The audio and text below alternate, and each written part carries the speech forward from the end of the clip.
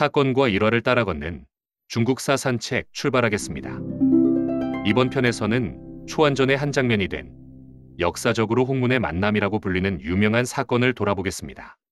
홍문의 연, 즉 홍문의 잔치라고도 부르는 사건입니다.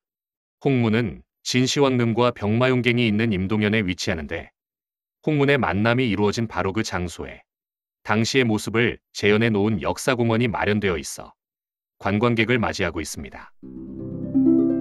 기원전 210년 시황제가 죽자 기다렸다는 듯이 오광과 진승의 난을 필두로 각지에서 본물 터지듯이 반란이 일어났는데 그 중에서 항우와 유방의 세력이 가장 강하였습니다. 오광과 진승이 죽자 봉기군의 총수가 된 항량은 초나라 회왕의 손자 심이라는 사람을 내세워 같은 이름인 회왕이라고 일컫고 진나라에 반대하는 세력을 결집시켰지요. 하지만 기원전 208년 8월 항량이 전사하자 봉기군의 중심이 된 사람은 항우와 유방 두 사람이었습니다. 물론 5월 동주 같은 관계였지요.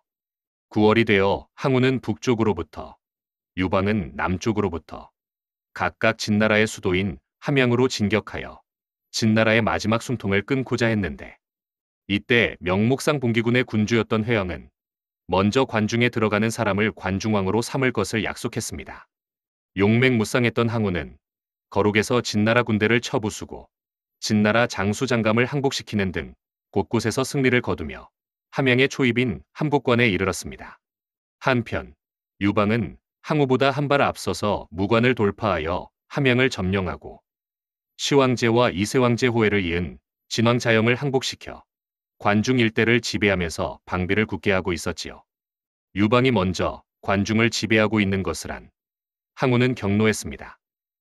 그래서 항우는 총력을 기울여 단번에 함곡관을 지키고 있던 유방의 군대를 몰아내고 함곡관을 돌파했으며 12월에 10만 군사를 집결시켜 홍문에 진을 치고 유방을 기습하여 격파할 태세를 갖추고 있었던 것입니다. 항우가 홍문에 진을 치고 유방을 노려보고 있었지만 당시 유방의 군대는 항우 군대의 4분의 1에 불과할 정도로 그세가 훨씬 약했습니다. 이런 상황에서 40만 항우의 군대가 멀지 않은 곳에서 자신을 노려보고 있었으니 패공 유방은 위기의식을 느끼지 않을 수 없었습니다. 정면 대결을 해도 승산이 없을 것이 뻔한데 급습을 당한다면 크게 패하리라는 것은 불을 보듯 뻔했던 것입니다. 이런 유방에게 구세주가 나타납니다. 항우의 진영에 있던 항우의 숙부뻘되는 항백이라는 자가 바로 구세주였던 것입니다. 유방의 참모 장량은 방랑사에서 철퇴로 진시황을 저격하는데 실패하고 숨어 살던 적이 있었지요. 그런데 그때 역시 도망쳐 살고 있던 항백이 장량의 신세를 진 적이 있었다고 합니다. 항백뿐 아니라 그의 일족 모두 장량의 신세를 졌던 모양입니다. 항백은 장량에게 은혜를 갚기는커녕 반대편에 서 있었으니 꽤 난처했었는데 이런 일까지 터진 것입니다. 항백은 장량의 일이 걱정되었지요. 내일이면 유방의 군대가 전멸될지도 모르니 장량 또한 생명이 위태로웠던 것입니다. 신세를 진 의리를 생각해서라도 그대로 앉아있을 수 없던 항백은 그날 밤 몰래 말을 몰아 패공의 본진이 있는 패상으로 달려가 장량을 만났습니다. 그리고는 항우의 40만 대군이 기습하기로 되어 있는 것을 알려주고 함께 도망칠 것을 권했지요. 하지만 장량은 이 권유를 거절했습니다. 장량으로서는 유방의 도움으로 한나라 망국의 한을 풀었는데 패공이 위급한 상황에 처해 있다고 패공을 버리고 자기만 살자고 도망칠 수는 없었던 것입니다. 장량은 항우의 기습 계획을 유방에게 빨리 알려 대책을 세워야겠다고 생각했습니다. 그래서 항백을 잠시 자리에 머물게 하고는 패공에게 자초지종을 보고하니 패공은 항백을 모시게 하여 친히 술을 권하면서 이렇게 말하였지요. 내가 관중에 들어온 후 모든 것에 털끝만큼도 손댄 일이 없는 것은 천하가 다 아는 사실입니다. 그동안 관리와 백성들을 위로하고 궁전의 보물창고를 봉해 놓은 것은 모두 항장군이 오기를 기다리기 위함이었습니다. 또 장수를 보내어 함곡관을 지키게 한 것은 다른 도적들의 침입을 막기 위함일 뿐, 이 모두가 항장군을 위한 것이었으니 항백대인이 이러한 본인의 마음을 잘 헤아려 항장군에게 잘 말씀드려 오해가 없도록 힘써주기 바랍니다. 항백은 패공의 말을 듣자 그렇게 하겠다고 동의했습니다. 그리고 자신도 항장군에게 자세히 설명할 것이니 패공도 내일 아침 일찍 홍문으로 찾아와 항장군에게 사죄의 뜻을 표하는 것이 좋겠다고 유방에게 아뢰었지요. 유방은 선뜻 내키지 않았으나 장량의 권고도 있고 해서 그렇게 하기로 하였습니다. 유방이 항백을 설득한 데 이어 항우를 만나 직접 자신을 변명할 자신이 섰던 것은 결과적으로 유방이 장군 번쾌의 충언을 받아들였기 때문이지요. 유방의 군대가 항우의 군대보다 먼저 함양으로 들어갔던 때의 일이었습니다. 술과 여자를 좋아하는 유방은 함양궁으로 들어가자 화려한 궁전, 수많은 보물, 거기에다 수천 명에 이르는 미녀들에게 마음이 끌려 그곳을 떠나고 싶지 않았습니다. 이런 유방의 마음을 알아차린 번쾌는 다음과 같이 유방에게 간하였지요. 전하를 위한다는 명분으로 무도한 진나라를 제거했다면 검소한 생활을 해야 합니다. 지금 진나라의 땅에 들어오자마자 환락에 젖는다면 거랑과 주왕의 잔혹한 짓을 따르는 결과가 되는 것이 아니겠습니까? 충언은 귀에 거슬리나 행실에는 이로움이 되고 좋은 약은 입에 쓰나 병에는 잘 듣는다는 말이 있습니다. 부디 제 말을 들으십시오. 번쾌의 충언에 할 말이 없어진 유방은 할 수 없이 즉시 그의 충언대로 진나라 궁전의 모든 창고를 봉인하고 다시 패상으로 돌아갔으니 결과적으로 홍문의 만남에서 일단 항우로부터 목숨을 건질 수 있는 좋은 핑계가 되었던 것입니다. 이 일화에서 양약고구, 즉 좋은 약은 입에 쓰다라는 고사성어가 유래되었지요.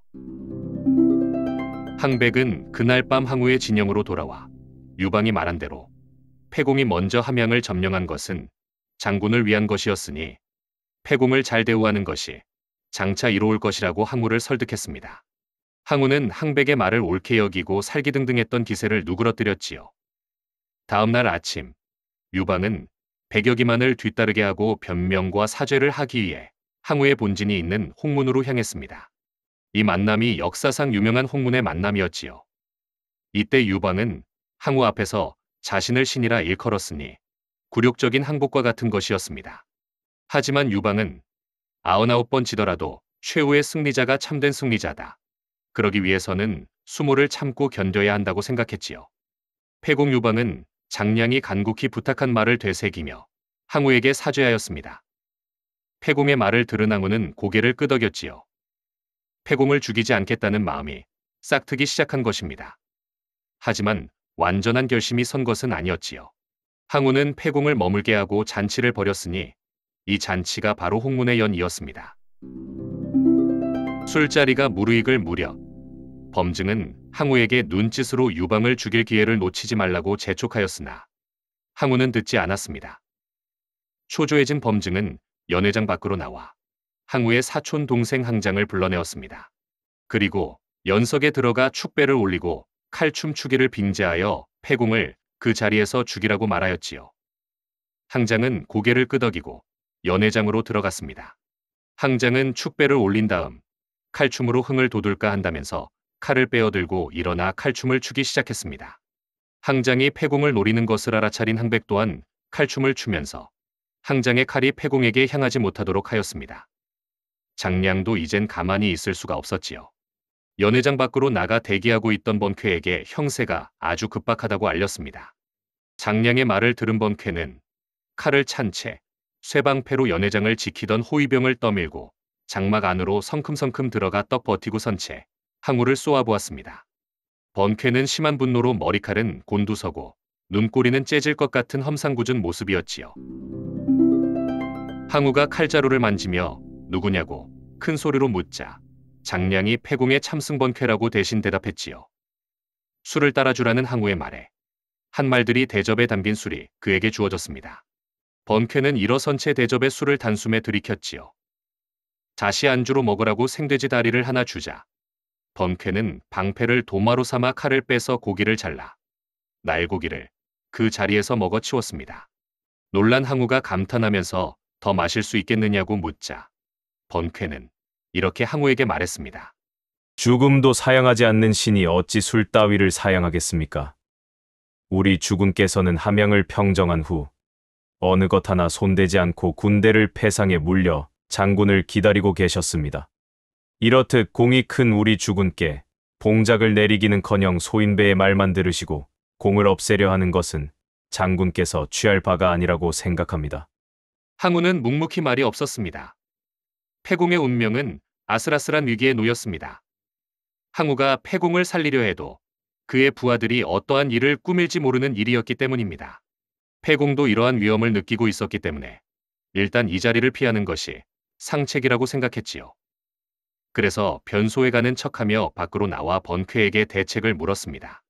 번쾌도 지금 형편으로 보아 저쪽은 칼과 도마이고 우리 쪽은 어육이니 하직인 사 따위 하지 말고 빨리 돌아갈 것을 권했지요. 패공은 마침내 그대로 돌아가고 뒷일은 장량에게 부탁하여 항우에게 사죄하도록 하였습니다. 패공은 수레를 버린 채 말 한 필에 올라타고 사익길로 빠져나와 패상의 본진으로 급히 말을 달렸습니다. 인사도 하지 않고 몰래 급히 자리를 뜨는 것이므로 함께 데리고 온 백여기를 거느리고 돌아갈 수가 없었습니다. 이때 패공을 따른 사람은 번쾌, 하후영, 금강귀신 등 4사람뿐이었는데 모두가 창과 칼만 가졌을 뿐 맨걸음이었다고 합니다. 한참 후 장량은 항우 앞에 나아가 패공은 너무 융숭한 대접을 받아 인사도 차릴 수 없을 만큼 취하셨습니다. 그래서 저에게 명하여 대왕에게 사죄의 뜻으로 백벽 한 쌍, 대장군에게 옥도 한 벌을 올리라 하셨습니다. 변변치 못한 물건이오나 물리치지 마시기 바랍니다. 라고 아뢰었지요. 대왕이란 항우, 대장군이란 범증을 가리키는 말이었습니다. 패공은 지금 어디 있느냐는 항우의 질문에 장량은 대왕께서 패공의 잘못을 나무라실까 두려워 홀로 피해 달아났습니다. 지금쯤 아마 패상에 도착했을 것으로 짐작되옵니다. 라고 아뢰었죠. 항우는 패공이 자신을 두려워하는 것이 별로 나쁘게 생각되지 않았으며 역시 소심한 사람이라고 유방을 더욱 낮게 보게 되었습니다. 항우는 장량이 올린 백벽을 받아 자리 옆에 놓았습니다. 그러나 범증은 장량이 올린 옥두를 받자마자 땅 위에 놓고 칼로 깨뜨리며 분개하였습니다. 사실 범증으로서는 안타깝기 그지없는 일이었지요. 패공과 같은 인물을 그런 절호의 기회에 제거하지 못했으니 치밀어 오르는 분노를 주체하지 못하였던 것입니다. 홍문의 잔치는 기원전 206년 12월의 일이었습니다. 수일 후 항우의 40만 대군은 함양 약탈에 나섰습니다. 항복한 진왕 자영을 죽이고 패공이 봉인해둔 금은 보하며 비단 등을 모두 빼앗고 미녀들까지도 거리낌 없이 차지했습니다. 그리고 궁전에도 불을 질렀지요. 항우가 지른 불은 함양궁과 함양의 거리를 태워 3개월 동안이나 꺼지지 않았다고 역사에는 기록되어 있습니다. 진나라에게 사직이 유린당한 초나라 사람으로서 이렇게 함양을 유린해야만 항우의 직성이 풀렸을 것입니다. 먼저 함양에 입성한 패공 유방은 약법 3장의 원칙에 따라 다스리고 나머지 가혹한 법률은 모두 폐지한다고 진나라 백성들에게 선언한 바 있었습니다. 까다롭고 가혹한 법률에 시달려온 진나라 백성들은 패공의 이 같은 선언에 열광하면서 그가 관중의 왕이 되기를 가뭄에 단비 기다리듯 고대하였습니다. 그러나 관중의 백성들이 기대했던 것과는 달리 항우는 패공에게 관중의 왕자리를 절대 내줄 수 없었습니다. 그래서 항우는 유방을 관중의 왕이 아닌 파, 촉, 한중을 어우르는 한중왕으로 봉했습니다. 파나 촉도 진나라 사람들이 많이 살고 있으니 관중과 마찬가지이며 거기에 한중을 더해 유방을 한중왕으로 칭한다는 것이 항우와 범증이 생각해낸 억지였던 것입니다. 한편 함양을 유린한 항우는 앞으로의 일을 구상했습니다. 항우는 일단 고향인 동쪽으로 돌아가고 싶은 마음이 간절하였습니다. 항우의 속마음을 알아차린 한생이란 자가 다음과 같이 진언하였지요. 관중은 사방이 산천에 의해 가로막힌 천연의 요충지이며 토지 또한 비옥합니다. 이곳을 도읍으로 삼는다면 가히 천하의 주인이 될 것입니다. 항우는 혈기가 앞설 뿐 심사숙고하는 성품이 아니었지요. 항우의 눈에 비친 것은 불타버린 궁실의 폐허뿐이며 도대체 함양은 을씨년스럽게만 느껴졌습니다. 그래서 더욱 빨리 고향으로 돌아가 자기의 성공을 과시하고 싶었던 것입니다. 항우는 일단 고향행을 결심했습니다. 무기공명을 이룩하고서도 고향에 돌아가지 않는 것은 마치 비단 옷을 입고 밤길을 걷는 것과 같은 것이 아닌가. 아무도 알아주는 사람이 없으면 얼마나 쓸쓸한 일이겠는가. 한생은 항우의 면전에서 물러나와 항우를 비웃었다고 합니다. 초나라 사람들은 원숭이로서 겨우 관을 썼다는 말이 있는데 이는 틀림없는 말이다. 이 말이 항우의 귀에 들어가 한생은 바로 죽임을 당하였다고 합니다. 마침내 항우는 관중에서 얻은 금은 보화와 비단과 미녀들을 가득 싣고 금이환양의 길을 재촉하였습니다. 항우가 부귀해져서 고향으로 돌아가지 않는 것은 비단 옷을 입고 밤길을 가는 것과 같다라고 말한 데서 금이야행이란 고사성어가 유래하였지요.